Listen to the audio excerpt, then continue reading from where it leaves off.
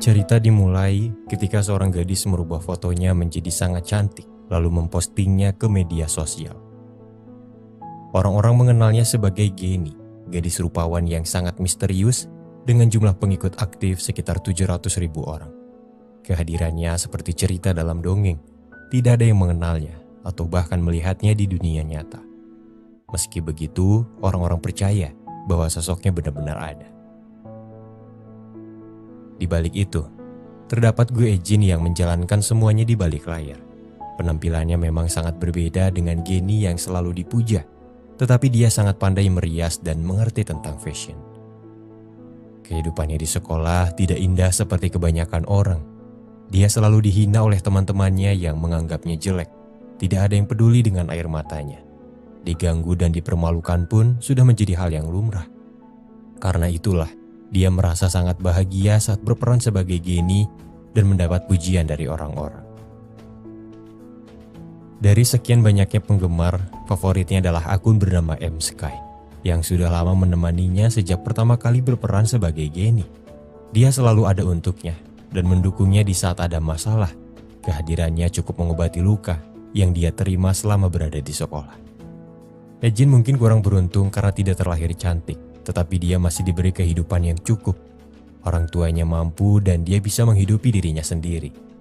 Dengan 700.000 pengikut aktif, banyak sponsor yang menghubunginya untuk beriklan dan mereka menyukai sosoknya yang sangat misterius. Ejin tidak benar-benar sendirian di sekolahnya karena ada satu teman yang sangat baik hati dan tidak pandang bulu. Namanya Jinsung, peserta pelatihan di salah satu agensi hiburan, calon idol. Meski wajahnya tampan, dia juga terasingkan dari kehidupan sekolah. Bukan karena orang-orang tidak menerimanya, tetapi karena dia yang memilih untuk menyendiri. Ejin sangat menyukai Jinsung karena hanya dia yang tulus mau menerima dan berteman dengannya. Begitulah Ejin menjalani kehidupannya. Terkadang dia dihina, tetapi juga dipuji melalui kecantikan Geni. Kehidupan ganda itu berjalan lancar sebelum akhirnya seseorang mengetahui rahasia Geni yang sebenarnya. Orang-orang mulai menyadari bahwa Geni hanya bersuah foto di ruangan, karena dengan begitu akan lebih mudah untuk mengeditnya.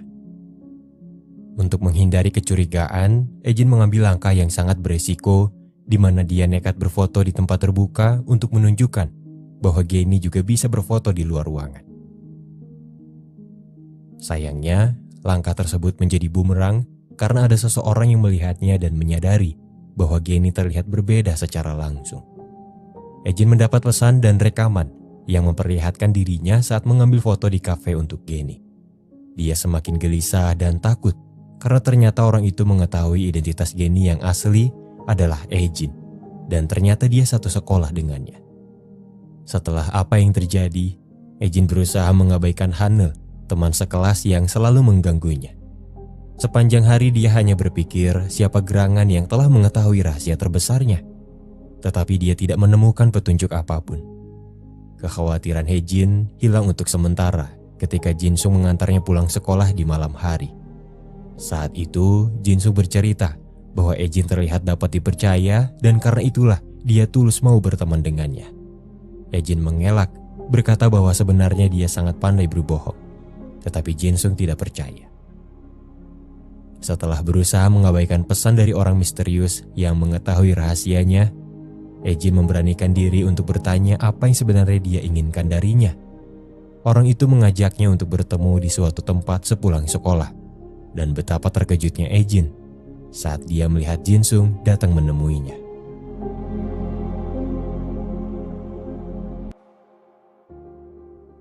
Ternyata Jinsung datang hanya untuk mengajaknya pulang bersama. Ejin terkejut mengira bahwa dia adalah orang yang mengetahui rahasianya.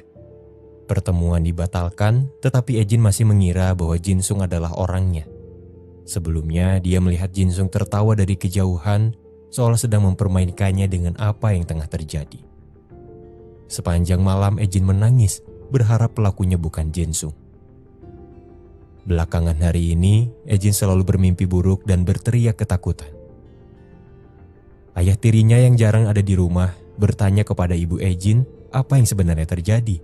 Ibu Ejin menjelaskan bahwa sejak kecil putrinya itu sering berimajinasi. Tidak ada yang bisa mereka lakukan karena Ejin selalu mengurung diri di kamar dan menolak untuk menceritakan kondisinya. Selain itu, hubungan Ejin dengan ibunya kurang baik setelah kejadian yang menimpanya di masa lalu. Keesokan harinya, Ejin mendapat tantangan dari orang misterius untuk melakukan hal bodoh dan mengancam akan mengungkap identitas Geni yang sebenarnya. Ejin menerima tantangan itu meski pada akhirnya dia menjadi bahan ejekan. Tidak lama kemudian, Ejin mendapat potongan teka-teki untuk bertemu dengan orang yang mengetahui rahasianya. Perlahan tapi pasti, dia mengikuti petunjuk dan tibalah saatnya Ejin bertemu dengan sosok misterius yang sudah mengamatinya selama ini. Ternyata, dia adalah ketua kelasnya sendiri bernama Kim Ho-in yang terlihat sangat menikmati perbuatannya. Ejin tidak tahu banyak hal tentang ketua kelasnya karena dia sendiri belum lama dipindahkan ke sekolahnya saat ini. Berdasarkan apa yang dia lihat, Ejin menyimpulkan bahwa Ho-in adalah tipikal orang yang tertutup yang menyembunyikan jati diri aslinya, sama seperti dirinya. Ejin bertanya kepada Ho-in bagaimana dia bisa mengetahui rahasianya. Ternyata semua berawal dari sebulan yang lalu ketika Ejin bersuah foto menggunakan seragam sekolahnya. Tidak lama setelah mengunggah fotonya di internet, Ejin baru menyadari bahwa orang-orang bisa melacak keberadaannya, sehingga akhirnya dia menghapus foto tersebut. Beberapa orang yang sempat mengabadikan foto itu kembali mengunggahnya di internet dan akhirnya tersebar luas. Di saat itulah Ho-in menyadari bahwa Geni bukan siswi di sekolahnya. Lantas, dia berpikir ada seseorang yang meminjamkan seragamnya. Jika bukan begitu, pasti ada orang yang berpura-pura menjadi Geni. Ho-in mengamati setiap gadis tercantik di sekolah yang sekiranya bisa mengedit foto mereka agar terlihat seperti Geni. Berdasarkan pengamatannya, kandidat terkuat jatuh kepada Hane, gadis cantik di kelasnya yang juga pandai merias dan sering menggunakan barang sponsor. Tapi kemudian Ho-in tahu bahwa Hanel menerima barang itu dari Ejin sebagai bayaran agar tidak mengganggunya. Ho-in tidak langsung yakin bahwa identitas Geni yang asli adalah Ejin karena itu nampak mustahil baginya. Namun, ketika Ho-in mendapat perintah untuk mengumpulkan ponsel siswa di hari ujian, dia melihat satu di antaranya begitu penuh dengan notifikasi media sosial dan berpikir bahwa itu milik Geni. Ketika ponsel itu dikembalikan dan Ejin mengambilnya, Ho-in melihat bekas luka di tangan Ejin yang ternyata sama dengan foto terakhir Geni. Di saat itulah Ho-in mengetahui rahasianya. Tetapi selama ini dia bungkam karena tidak punya bukti. Sampai akhirnya dia melihat Ejin bersuah foto di kafe lalu merekamnya. Ho-in tidak menginginkan apapun selain melihat jati diri Ejin yang sebenarnya. Dan dia hanya ingin pacarnya mengetahui identitas Geni yang asli. Kekasih Ho-in adalah pemilik akun bernama M-Sky yang ternyata adalah Hane, siswi sekolah yang selalu mengganggu Ejin. Ho-in berharap kekasihnya itu bisa akur dengan Ejin karena dia tidak seburuk kelihatannya. Meskipun Ho-in sudah mengetahui rahasia Geni, dia tidak berniat untuk membeberkannya. Sebaliknya, dia malah membantu Ejin untuk mengambil foto di luar ruangan sebanyak yang dia inginkan. Meski awalnya tidak percaya, Ejin akhirnya mengakui bahwa Ho-in ternyata lebih baik dari dugaannya. Di satu kesempatan, ketika Ejin mengintip media sosial milik Jin-sung, dia tidak sengaja menyukai salah satu postingannya menggunakan akun Geni. Beberapa hari setelahnya, Jin-sung mengirim pesan pribadi kepada Geni dan itu membuat Ejin gelisah karena kebanyakan pria yang mengirim pesan kepadanya berujung pada hal-hal negatif. Ejin berusaha memastikannya. Dia mengirim percakapan tersebut menuju hal-hal bermuatan negatif dan berharap Jin-sung tidak menanggapinya. Namun, apa yang dia takutkan benar-benar terjadi. Jin-sung mengirimkan sebuah video kepadanya yang kemudian membuatnya sangat kecewa. Setelah apa yang terjadi, Ejin tiba-tiba menjauhi Jin-sung. Hari-hari menyenangkan yang biasa mereka lalui pun seketika sirna. Perubahan sikap Ejin membuat Jin-sung bingung. Padahal tidak lama lagi dia akan pindah sekolah karena tanggal debutnya sudah ditetapkan. Perasaan Ejin tidak karuan setelah dia mendengar kabar tersebut. Dia sedih, kecewa, marah, dan bahagia di saat yang bersamaan. Pada akhirnya, Jin-sung pergi meninggalkan sekolah untuk meniti karirnya di dunia entertainment. Di sisi lain, hubungan asmara Ho-in tidak berjalan lancar. Hubungan mereka tidak seimbang di mana hanya perasaan Hanel yang tulus. Ho-in seperti tidak menyukainya lagi. Sikapnya dingin dan perkataannya tak jarang menyakiti perasaan Hanel. Kendati demikian, Hanel berusaha mempertahankan hubungannya dan berusaha tampil lebih cantik, berharap Ho-in bisa lebih mencintainya. Di balik sikapnya yang arogan, Hanel ternyata merupakan anak yang berbakti kepada orang tuanya. Dia sangat peduli dan perhatian kepada ibunya yang sudah lemah karena penyakit jantungnya. Hanel terlahir dari keluarga sederhana. Keadaan ekonominya terbilang sulit karena ibunya hanya mengelola kedai ayam kecil, sementara ayahnya pergi meninggalkan mereka demi wanita lain. Sejak ayahnya berpaling, Hanel mulai berpikir bahwa semua lelaki pada akhirnya akan meninggalkan wanita yang tidak cantik. Karena itu dia sangat terobsesi untuk menjadi sempurna. Dia selalu ingin tampil cantik dan tidak mau terlihat miskin. Bahkan Hanel mengaku kepada teman-teman sekolahnya bahwa dia adalah anak orang kaya. Obsesi itulah yang pada akhirnya membuat Hanel menjadi arogan. 1 tahun yang lalu ketika Hanel menemukan akun Geni, dia merasa telah menemukan panutan baru untuk belajar tentang fashion. Begitulah hingga pada akhirnya dia bisa saling mengenal dan berteman baik dengan Geni. Suatu ketika, Ejin pindah ke sekolah yang sama dengan Hanel. Ternyata Ejin sudah lama menyadari bahwa pemilik akun bernama M-Sky adalah Hanel. Ejin merasa sangat senang bisa bertemu langsung dengan penggemarnya. Hanel menyambutnya dengan hangat meski tidak tahu bahwa sebenarnya dia adalah Geni. Di satu kesempatan, Ejin akhirnya tahu bahwa Hanel bukan berasal dari keluarga kaya seperti yang sering dia ceritakan. Ejin mengerti dan dia berjanji tidak akan menceritakannya kepada siapapun. Waktu berlalu, teman dekat Hanel bernama Sehi merasa bahwa kehadiran Ejin membuat sahabatnya itu kini mulai melupakannya. Sehi memfitnah Ejin, membuatnya seolah-olah telah mengungkapkan rahasia keluarga Hanel. Marah merasa telah dikhianati, Hanel memutus hubungan pertemanannya dengan Ejin dan sampai sekarang dia selalu mengganggunya. Meski begitu, Ejin tetap menjaga komunikasinya dengan Hanel melalui akun Geni dan M-Sky, karena hanya dia yang bisa menghiburnya dikala ada masalah. Netizen dibuat heboh ketika sosok Geni dikabarkan terlihat di bandara. Keesokan harinya, gadis yang diduga sebagai Geni itu datang untuk belajar di sekolah yang sama dengan Ejin. Namanya Sun Mi-jin. Dia tidak mengklaim dirinya sebagai Geni, tetapi juga tidak mengelak ketika orang-orang memanggilnya seperti itu. Ejin jelas tidak menyukainya, karena mau bagaimanapun Geni adalah karakter yang dia ciptakan sendiri. Baginya, Mi-jin hanyalah seorang gadis yang kebetulan mirip dengan Geni. Begitu juga dengan Hanel. Dia tahu betul bahwa gadis itu bukan Geni yang ia kenal selama ini. Hanel selalu menyudutkan Mi-jin karena tidak percaya bahwa dia adalah Geni. Kesal karena hal itu, Mi-jin mendekati mereka yang pernah dirundung oleh Hanel, lalu menyusun rencana untuk membalas semua perbuatannya. Dia bahkan merayu Sehi untuk menjadi teman dekatnya dan mengajak Ejin untuk bergabung, tetapi ditolak karena Ejin merasa bahwa itu bukan pilihan yang tepat. Hari terus berganti. Serangkaian kecerobohan yang diciptakan Ejin membuat Hanel mulai mencium adanya rahasia di balik sosok Geni. Rasa penasaran itu membawa Hanel untuk menyelidikinya lebih dalam lagi dan perlahan dia mulai menyadari bahwa Ejin memiliki keterkaitan dengan sosok idolanya. Hanel akhirnya tahu bahwa setiap barang yang dia ambil dari Ejin ternyata sama persis dengan milik Geni pada foto postingannya. Beberapa kejanggalan serupa terus terjadi dan itu membuat Hanel semakin bingung. Di satu kesempatan, Hanel menemukan video yang menjelaskan bahwasanya setiap orang bisa merubah bentuk wajahnya melalui aplikasi. Hal itu membuat Hanel berpikir bahwa Ejin merubah bentuk wajahnya seperti Geni.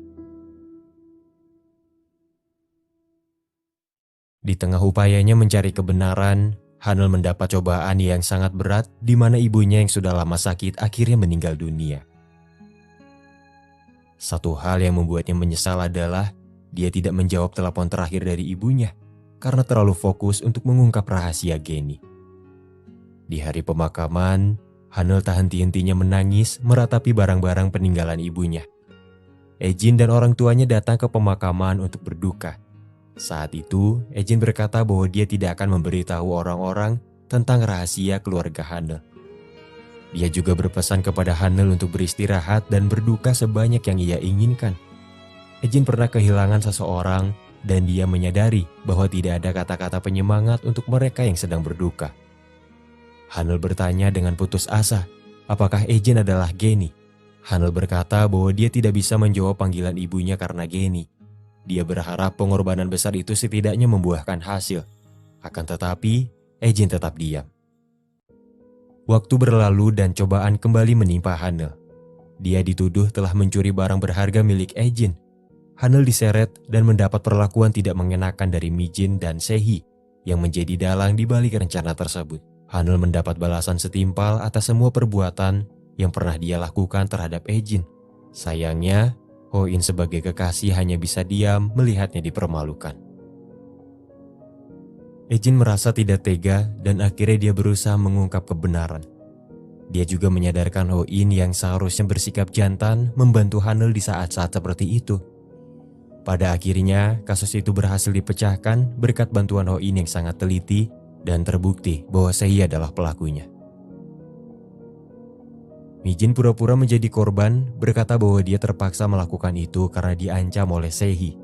Orang-orang mengenal Sehi sebagai perisak, dan karena itu mereka percaya kepada Mijin. Sepulang sekolah, di hadapan Hanel, Ejin mengungkapkan fakta bahwa dia adalah Geni. Hanel merasa telah dipermainkan.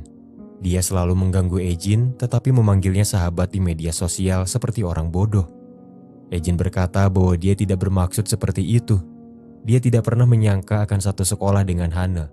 Selain itu, Ejin tidak yakin apakah Hanel akan tetap berteman dengannya setelah tahu bahwa Geni yang sangat ia idolakan ternyata berbeda. Hanel terdiam dan akhirnya dia pergi. Keesokan harinya, Hanel bertemu dengan Ho-in untuk mengakhiri hubungannya. Hanel merasa bahwa hanya dia yang tulus dalam hubungan tersebut dan selalu mendapat kurang dari apa yang pantas dia dapatkan. Sementara Hanel pergi dengan sedih, Ho-in terdiam tanpa emosi. Keesokan harinya di sekolah, Ejin terkejut saat menyadari bahwa ponselnya yang terhubung dengan akun Geni menghilang. Ternyata Mijin mendengar semua pengakuan Ejin di hadapan Hanel dan dialah yang telah mencuri ponselnya. Mijin memposting foto terbaru Geni menggunakan seragam sekolah, sehingga akhirnya orang-orang berpikir bahwa dia adalah Geni yang asli. Hari berganti. Ejin memimpikan seorang gadis yang terluka dan dia terbangun dengan kaget. Ibu Ejin yang khawatir bertanya kepada putrinya itu tentang kondisinya. Ibunya merasa sakit hati karena putri tunggalnya itu tidak mau terbuka kepadanya. Ejin berteriak, berkata bahwa dia bukan putri tunggal karena memiliki seorang kakak. Tetapi sang ibu bersikeras menjelaskan bahwa Ejin tidak memiliki saudari. Sementara itu, terungkap bahwa sebenarnya Ho-in memiliki gangguan psikologis di mana dia kesulitan mengungkapkan emosinya. Ho-in menceritakan masa lalunya yang kelam kepada psikiater. Dia terlahir dari keluarga kaya dan hidupnya serba berkecukupan. Namun, itu tidak membuatnya bahagia karena sang ayah terlalu berharap lebih dan selalu bersikap kasar kepadanya. Hingga suatu ketika, rumahnya dilanda kebakaran dan hanya dia yang berhasil bertahan hidup. Kejadian itu muncul di berita dan merebut perhatian orang-orang. Ho-in tidak menunjukkan emosi apapun, dia bahkan tidak merasa sedih sama sekali. Ho-in menjelaskan bahwa dia hanya takut jika orang-orang berpikir bahwa dia adalah monster yang tidak memiliki perasaan. Pada akhirnya, Ho-in selalu bersembunyi dan berusaha untuk tidak tampil mencolok. Karena itulah dia memilih untuk diam daripada membantu kekasihnya saat dipermalukan di hadapan banyak orang. Namun, kejadian itu ternyata menembus ke dalam lubuk hatinya yang paling dalam dan akhirnya Ho-in menangis merasa sangat bersalah. Di sekolah, Ejin memohon kepada Mijin untuk mengembalikan ponselnya. Mijin berkata bahwa mereka berdua telah berbohong, tetapi jika orang-orang mengetahuinya, pelaku yang akan lebih dikritik adalah Ejin. Satu hal yang membuat Ejin takut sebenarnya adalah isi percakapan Jinsung dengan Geni. Ejin tidak tinggal diam. Dia segera mengganti kata sandi akun Geni melalui website. Begitu juga dengan Ho-in yang memanfaatkan ketelitiannya untuk menyelidiki masa lalu Mi-jin. Pada akhirnya, Ho-in berhasil menemukan seseorang yang mengenal sosok Mi-jin di masa lalu dan bersedia untuk menceritakan beberapa hal tentangnya. Ternyata, di sekolah lamanya Mi-jin dikenal sebagai perisak. Wajahnya memang cantik tetapi tidak dengan hatinya. Dia adalah gadis sosiopat yang akan melakukan apapun untuk mendapatkan keinginannya. Targetnya saat ini adalah merebut akun dan popularitas Genie yang kebetulan mirip dengannya. Di sekolah, Mi-jin berusaha mendekati Hanel dan akhirnya mereka terlihat akrab.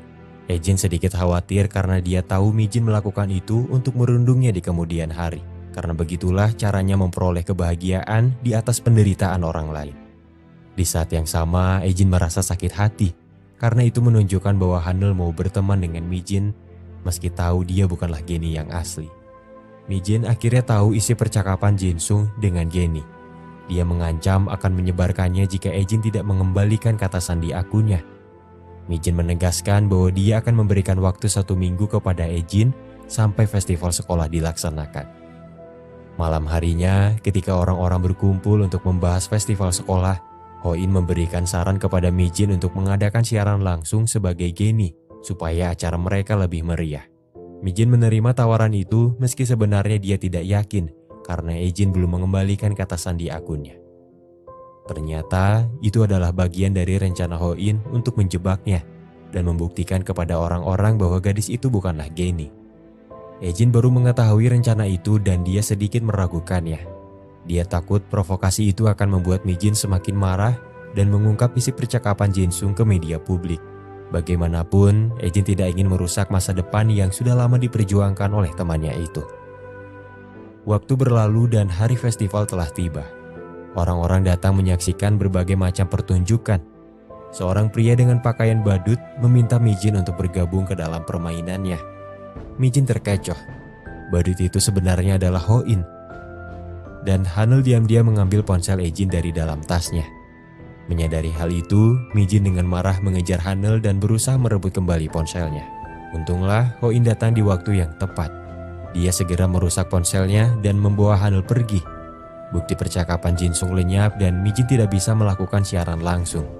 Sudah tiba saatnya bagi dia menerima kenyataan. Sementara itu, terungkap bahwa selama ini Hanel hanya pura-pura berteman dengan Mi-jin. Jauh sebelum festival berlangsung, Ho-in pernah memperingatinya untuk berhati-hati terhadap Mi-jin. Mereka berdua pun pada akhirnya menyusun rencana untuk menjebaknya. Setelah apa yang terjadi, Ho-in berkata bahwa dia tidak suka Hanel menindas orang-orang, tetapi dia juga tidak suka jika Hanel terluka.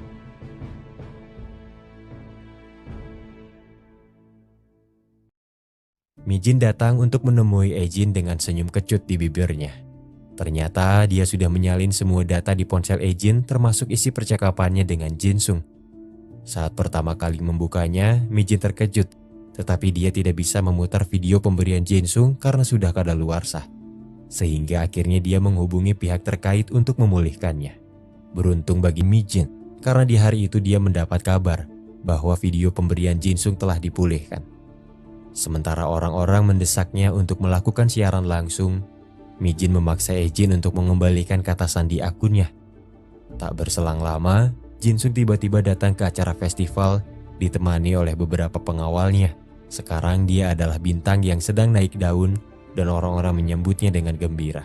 Jin-sung berbicara empat mata dengan Jin dan berkata bahwa dia datang untuk menemuinya. Karena hanya itu satu-satunya kesempatan baginya untuk bertemu. Alih-alih bahagia, Jin meminta maaf karena telah menutupi sesuatu darinya. Dia juga membulatkan tekadnya untuk menerima kenyataan jika Mi-jin mengungkap segala rahasianya. Tidak lama dari itu, Mi-jin yang kesal mengungkap isi percakapan Jin-sung di hadapan banyak orang. Sesaat sebelum videonya diputar, Jin-sung akhirnya menyadari bahwa Genie yang selama ini tampil di media sosial sebenarnya adalah Jin. Ketika Jin hendak mengakui semuanya, Jin-sung segera memutar videonya yang ternyata hanya berisi cover dance. Jin menangis karena selama ini dia hanya salah paham. Cintanya terhadap Jin-sung membuatnya enggan untuk membuka video tersebut karena tidak ingin merasa kecewa. Jin-sung tersenyum kepada Jin sebelum akhirnya dia pergi meninggalkan festival. Ketika orang-orang kembali mendesak Mi-jin untuk melakukan siaran langsung, Ejin memposting sebuah foto pada akun Geni yang kemudian membuat orang-orang bertanya di mana sosok Geni yang sebenarnya. Mi-jin hanya bisa diam ketika orang mulai memakinya karena merasa telah ditipu. Saat dia menjelaskan bahwa Geni adalah Ejin, orang-orang tidak percaya kepadanya dan mulai menganggapnya gila. Dari kejauhan, Sehee yang menaruh dendam kepada Mi-jin menyiapkan segelas air panas untuknya.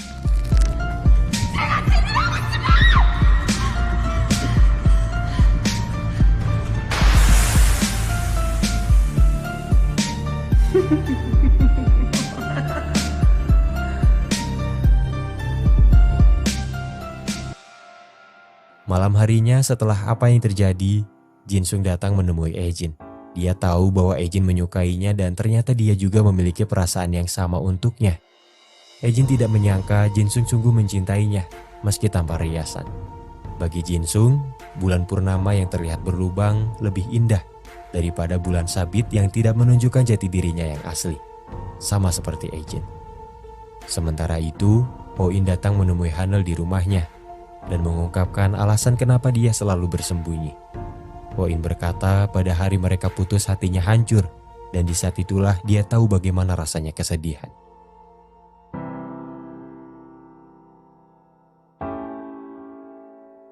Keadaan tenang untuk sementara sebelum akhirnya ibu Ejin dilarikan ke rumah sakit karena penyakit yang dideritanya. Ternyata di masa lalu Ejin memang pernah memiliki seorang kakak. Kala itu kakak Ejin begitu populer di kalangan anak-anak seusianya karena dia pintar dan memiliki paras yang cantik. Ejin berpikir bahwa sang kakak akan malu jika orang-orang tahu bahwa dia memiliki adik yang jelek. Prasangka itu tidak benar karena ternyata kakak Ejin begitu menyayanginya. Dia bahkan mengorbankan nyawanya untuk menyelamatkan Ejin saat hampir tertabrak mobil. Keluarga Ejin sangat terpukul dengan kepergiannya. Bahkan keadaan itu sempat membuat ibu Ejin stres dan mulai mengganggu kesehatannya. Di masa sekarang, ayah tiri Ejin mengungkapkan bahwa ibu Ejin pernah keguguran. Kehilangan dua anaknya sudah membuatnya sangat menderita. Itu sebabnya dia merasa gelisah dan khawatir jika harus kehilangan Ejin. Dokter menjelaskan terlalu banyak stres dan kecemasan bisa menyebabkan hilang ingatan sebagai cara mengatasi situasi. Itu sebabnya dia tidak mengingat keberadaan kakak Ejin. Akan tetapi, Ejin melihat dengan sudut pandang yang berbeda. Dia mengira ibunya sengaja melupakan sang kakak demi kebaikannya sendiri. Karena itulah dia sempat membencinya. Setelah mengetahui kebenarannya, Ejin datang menemui sang ibu dan meminta maaf kepadanya. Sejak ditinggal pergi oleh sang kakak, Ejin selalu berduka untuknya. Di samping itu, dia juga membayangkan bagaimana jadinya jika dia mirip dengan kakaknya. Ejin menggabungkan fotonya di masa sekarang dengan foto kakaknya di masa lalu dan terciptalah sosok Geni. Selama berperan sebagai Geni di media sosial, Ejin merasa bahagia dan lebih percaya diri. Tetapi lambat laun, dia mulai merasa iri kepada mereka yang memiliki jumlah like sedikit dan memposting foto tanpa harus diedit. Itu artinya kebahagiaan mereka berada di tempat lain dan kepercayaan diri mereka tidak bergantung pada media sosial. Di satu kesempatan, Hanel datang ke rumah Ejin untuk pertama kalinya. Hanel menyadari bahwa selama ini Ejin selalu mengkhawatirkannya meski dia selalu berbuat jahat. Hubungan mereka pun pada akhirnya membaik, begitu juga dengan Oh-in. Setelah apa yang terjadi, Ejin mengambil langkah besar untuk mengungkapkan jati dirinya yang asli. Ejin merekam dirinya menghapus seluruh riasan yang ada di wajahnya, lalu mengambil foto dan mempostingnya ke akun Geni dengan tagar cintai diri sendiri. Pengikutnya lenyap seketika dan berbagai komentar mulai bermunculan, tetapi Ejin tidak peduli. Dia ingin menunjukkan kepada dunia bahwa sekarang dia memiliki standar kecantikannya sendiri tanpa harus mengikuti standar kecantikan yang sudah ada. Tuhan menciptakan manusia untuk menjadi nyata, bukan untuk menjadi sempurna. Memang, tidak semua orang dapat dengan mudah mencintai dirinya sendiri karena itu membutuhkan proses.